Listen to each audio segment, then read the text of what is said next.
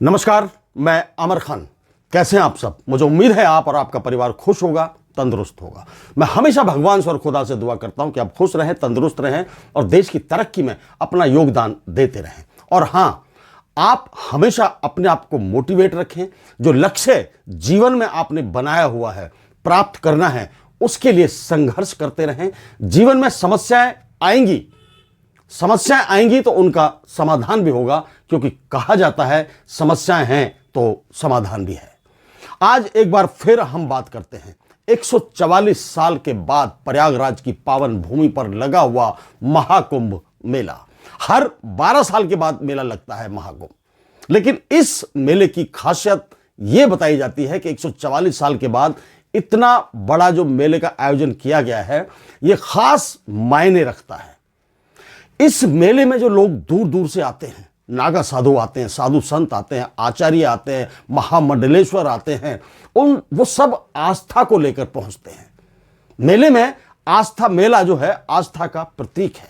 वहां स्नान करते हैं लोग, महसूस करते हैं कि हमारे अंदर के जो पाप हैं या कुछ कमियां हैं वो हम वहां छोड़ दें, वो बह जाएं पानी में और एक साफ सुथरा मन लेकर हम अपने घर वापस जाएं और घर जाकर एक नई तरोताजा जिंदगी हम शुरुआत करें। लेकिन हमारे इस मेले में हो क्या रहा है? नए नए जो ब्लॉगर्स आ रहे हैं, जो यूट्यूबर्स आ रहे हैं, वो जिनके हाथों में फोन है, फोन में कैमरे हैं, वो कैमरा ऑन करके घूम रहे हैं। वो देख रहे हैं कि कौन सी लड़की सबसे ज्यादा खूबसूरत है, कौन सा बाबा बहुत ज्यादा गुस्से वाला है, कौन से बाबा के पास हम चले जाएं, वो बाबा किसको पीट रहा है। एक बार किसी बाबा ने यदि गलत बोल दिया तो कैमरामैनों की लाइन उस बाबा के पास लग रही है। हम ये नहीं सोच रहे, वो ब्लॉगर ये नहीं सोच पा रहे हैं कि बाबाओं को परेशानी हो रही है कैमरे वालों से, यूट्यूबर से, ब्लॉगर से, जो फिजूल की टीआरपी, फिजूल के व्यूज लेने के चक्कर में उल्टे सीधे बाबाओं के वीडियो शूट कर रहे हैं, उनसे मार भी खा रहे हैं, मार खाते हुए वीडियो को वायरल कर रहे हैं, व्यूज आ रहे हैं लाखों में। यह कैसा जैसे कह सकते हैं कि धर्म का पालन करना है? यह कोई धर्म का पालन नहीं है।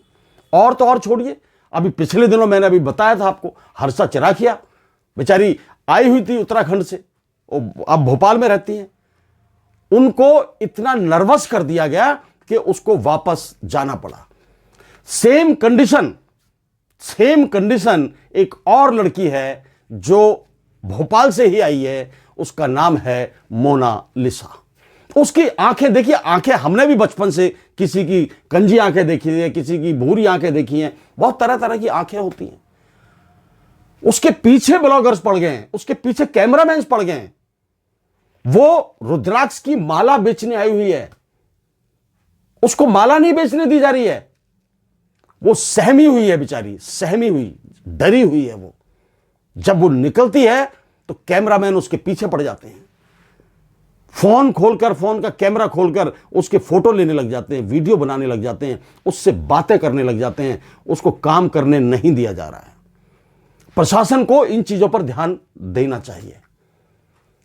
वो एक किस्म से रो पड़ी वो लड़की बेचारी। उससे जब पूछा जाता है कि आपको आपकी फोटो लेना अच्छा लगता है, उसने मना कर दिया सरेआम कि मुझे ये अच्छा नहीं लगता, मैं इस चीज को पसंद नहीं करती हूं। आप क्यों मेरे पीछे पड़े रहते हैं? क्यों मेरा वीडियो बना रहे हैं? क्यों मुझे मेरे काम करने से रोक रहे हैं आप? माला बिक नहीं रही उसकी। वो रोजी रोटी कमाने आई है इतनी दूर से। गरीब परिवारों की कन्याएं होती हैं, लड़कियां होती हैं, ये दो पैसे कमाने के लिए मेले में आई है कि करोड़ों लोग आएंगे, मेरी माला बिकेंगी, हमारा घर चलेगा। अमीर परिवारों की बेटियां तो है नहीं, लेकिन उसको यह काम भी करने नहीं दिया जा रहा है। किसके द्वारा? आम लोगों के द्वारा। ये जो यूट्यूब पर चैनल बनाकर खोलकर बैठे हुए हैं, ये जो ब्लॉगर्स हैं, इंस्टाग्राम के ब्लॉगर्स हैं, आस लगा के बैठ जाते हैं सुबह सुबह कि कब मोनालिसा निकलेगी, कब उससे बात करेंगे, कब उसका फोटो खींचेंगे, कब उसकी वीडियो बनाएंगे। और वो बेचारी डर जाती है, सहम जाती है। इतनी बड़ी ब्रॉड माइंडेड नहीं है वो लड़की। सरकार को ध्यान देना चाहिए इन चीजों पर कि इतनी दूर दूर से लोग आ रहे हैं और वो परेशान होकर जा रहे हैं, वो व्यवस्था पर सवाल उठा रहे हैं। इतना बड़ा मेला, सरकार के 5,000-7,000 करोड़ रुपए जिसके ऊपर सरकार ने खर्च किए हैं, और वहां ऐसी अव्यवस्था होगी कि किसी को अपना काम करने में दिक्कत आएगी, और वो भी महिला। ये पत्रकार जाकर पूछ रहे हैं, छोटे छोटे पत्रकार बिना मतलब वाले, आपकी शादी हो गई है? हजारों लड़के मेले में घूम रहे हैं, आपको कोई लड़का इनमें से पसंद है? बताइए, ये सवाल पूछने वाले हैं क्या किसी अनजान लड़की से? किसी फैशन शो में आए हुए हो क्या? धार्मिक मेला है भाई, धर्म से जुड़ा हुआ मेला है। करोड़ों लोगों की आस्था इस मेले से जुड़ी हुई है, और आप हजारों लड़के घूम रहे हैं, इनमें से कोई लड़का पसंद है आपको? आपकी शादी हो गई है क्या? हम आपको माला पहनाने आए हैं? ऐसे सवाल किए जाते हैं लड़कियों से। वो बेचारी सहम गई। उसके पिताजी ने कहा कि बेटा आप वापस आ जाओ, नहीं बेचनी हमें मालाएं, नहीं पैसे 2 पैसे कमाने हमको, कोई बात नहीं, हम यही मेहनत करके अपना घर चला लेंगे। उसको वापस जाने पर मजबूर कर दिया ब्लॉगर्स ने, यंगर्स ने। जो ब्लॉगर्स नहीं है, वो भी, जिनके पास फोन है, वो भी फोन का कैमरा खोलकर उनके पीछे पीछे भाग रहे हैं। आप कितनी खूबसूरत हैं, आपकी आंखें ऐसी हैं, आप कहां से रहने वाली हैं, आपकी क्या मतलब पड़ता है बताइए? ऐसी बातों का मन के अंदर आना भी इस तरह के धार्मिक मेले में पाप है। एक बाबा, ऐसा नहीं है कि ये एक बाबा, कुछ बाबा भी जो है मतलब शैतानी रूप में यहां पर मौजूद हैं। अभी मैंने सुना कि एक बाबा के पास 12, 13, 14 साल की एक लड़की थी, किसी की नजर पड़ी उस पर, तो उन्होंने देखा कि ये क्या हो रहा है। बाबा उसको नशे की आदत डालने की कोशिश कर रहे थे। उस बाबा को लड़की के साथ पुलिस ले जाए, पुलिस की चौकी में ले जाया गया, इंचार्ज साहब के पास ले जाया गया। इंचार्ज साहब भले आदमी थे, ईमानदार थे। उन्होंने बेचारे उनके परिवार वालों से संपर्क किया, लड़की के परिवार वालों से, और उस लड़की को उनके परिवार वालों को सौंप दिया। ऐसे लोग भी मौजूद हैं। ऐसे लोगों की भावनाओं को ठेस पहुंचती है जब इस तरह के लोग किसी को बदनाम करने की कोशिश करते हैं। खूबसूरत होना, किसी की आंखें कत्थई होनी या कजरारी आंखें होनी गुनाह है? ये तो भगवान की देन है, किसी के साथ कुछ भी हो सकता है यार।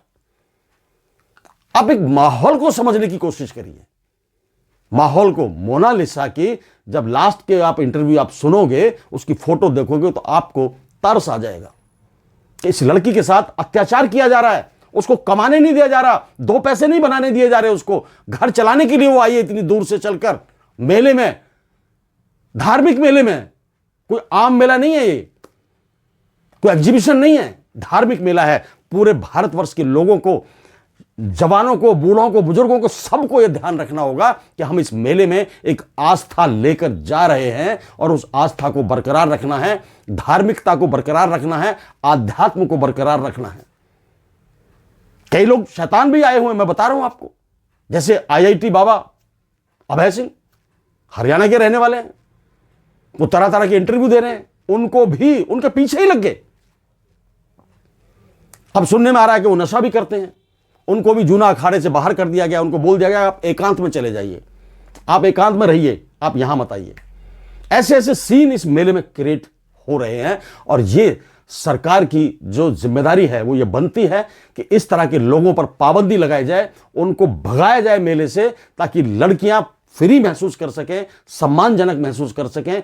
कोई भी इस मेले में आया हुआ है, सबका स्वागत तहे दिल से होना चाहिए, धार्मिकता के साथ होना चाहिए, आध्यात्म के साथ होना चाहिए, क्योंकि यह धार्मिक मेला है, कोई गुलछर्रे उड़ाने वाला मेला नहीं है। जय हिंद, जय भारत, नमस्कार।